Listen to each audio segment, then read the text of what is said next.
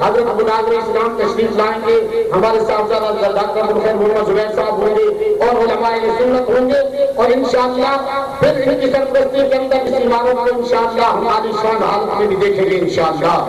اہل سنت کے مدارس بننا یہ اس وقت بڑا مشکل حال ہے، اور آپ حضرات جس طرح قانون فرماتے ہیں، میرے پاس تو نہ کوئی اسلحہ ہے کہ اسلحے کی بنیاد پر آپ سے کھانے لے لیں، نہ میرے پاس کوئی بدہ خور لوگ ہیں کہ ان کو جناب دھمکا کے آپ سے زکات لے لیں، نہیں۔ جو حضرات دینی مدرسے کے ساتھ معاملت کرتے ہیں اللہ ان کا بھی بھلا کرے، جو نہیں کرتے اللہ تعالیٰ ان کو بھی ہدایت عطا فرمائے۔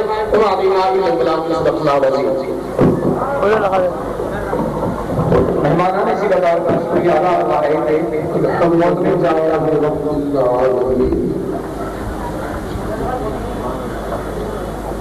والعاقبۃ للمتقین الصلاة والسلام على سید الرسل وخاتم النبیین وعلى آلہ وأصحابه أجمعين أما بعد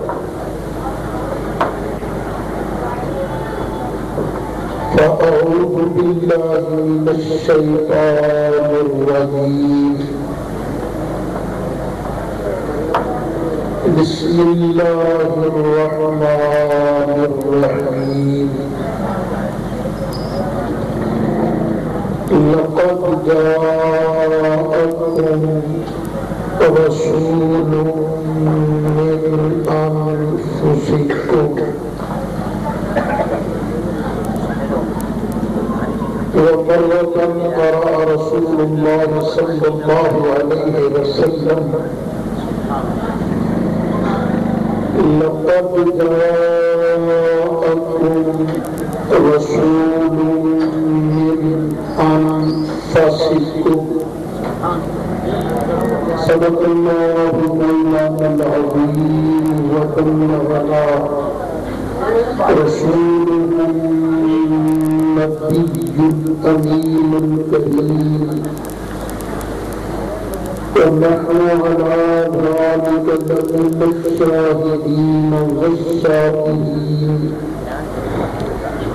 والحمد لله رب العالمين بالحق السجوشي اللهم صل على سيدنا ومولانا محمد وعلى آل سيدنا ومولانا محمد وبارك وسلم وصل عليه صلاة وسلام عليك يا رسول الله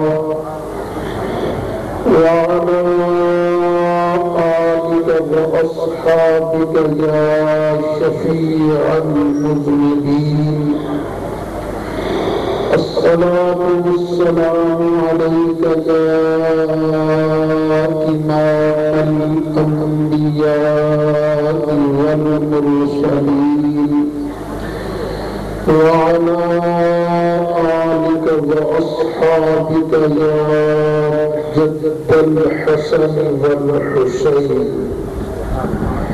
بلغ العلا بكماله كشف الهدى بجماله حسنت جميع خصاله صلوا عليه وآله يا صاحب الجمال ويا سيد البشر من وجهك المنير لقد نبدي القمر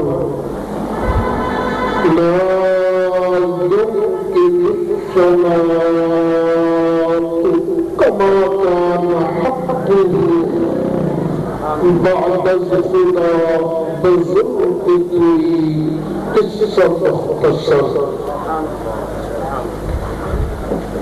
صدر محترم صاحبزادہ والا شام حضرت صاحبزادہ ابو الخیر ڈاکٹر محمد زبیر صاحب زیرہ مجدوہ استاد محترم حضرت مولانا محمد بنیامین صاحب نقشبندی امینی زیدہ شرفہ صوفی بصفا حضرت علامہ مولانا صوفی رضا محمد صاحب عباسی زیدہ فضلہ انتہائی قابل سب احترام علماء کرام میرے بزرگ و دوستوں، میں اور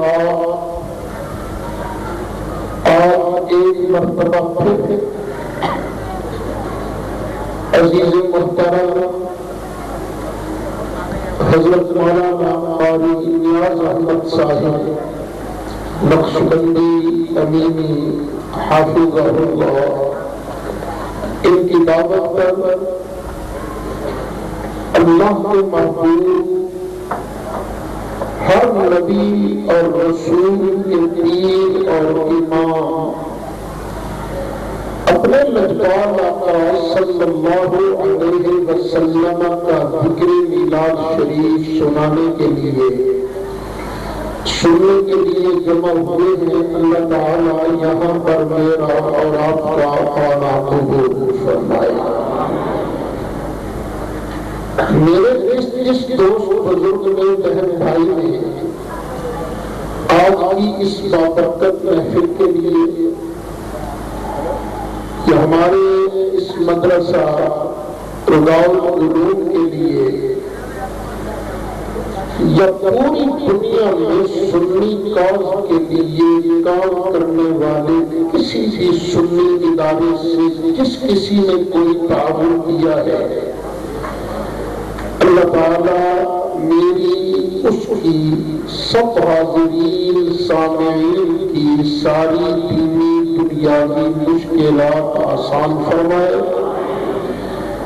اللہ تعالیٰ ہم سب کو صدیق اکبر کے آقا، فاروق اعظم کے مولا، عثمان غنی کے ملجا، حیدر کرار کے بابا، حضرت قاسم عبداللہ ابراہیم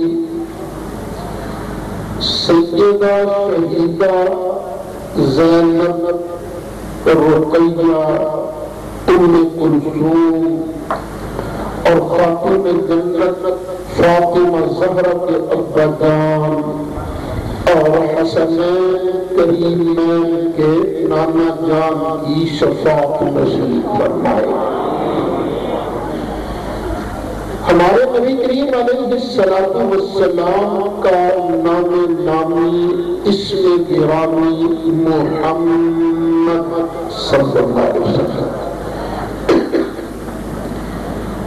نبی کریم علیہ السلام کی امی جی کا نام حضرت سیدہ آمنہ رضی اللہ عنہا۔